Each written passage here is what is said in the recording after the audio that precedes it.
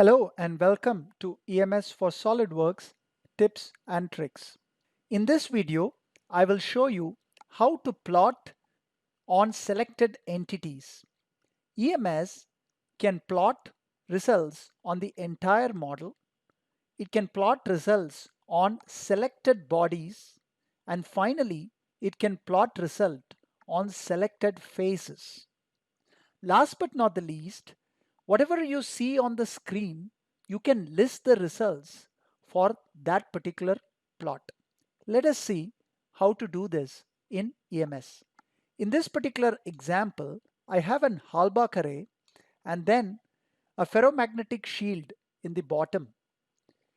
I can go ahead and double click the magnetic flux density so that I can see the plot on the entire model, including the magnets and the ferromagnetic shield.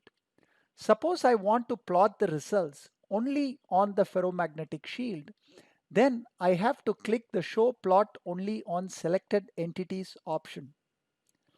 Now I can either select faces or bodies. By default, bodies option is selected. So I can now go ahead and select a particular body from the window. So here you can see that the results are displayed just for the ferromagnetic shield. I can go ahead and unselect this body, or I can just go ahead and delete my selection.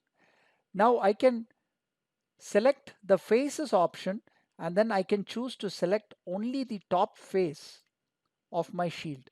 Notice that you can get the results only on the top face. Now, no matter what your selection is, what you see on the screen, EMS allows you to list them. So to list what you see on the screen, you can right click on the plot that you would like the results to be listed and then select listing. A separate window opens up where all the nodes based on your plot has been listed. You can get its value and you can get the X, Y, Z coordinates for the node. Finally, you can export these listings either to a text file or a Microsoft Excel sheet. Thank you for watching this video.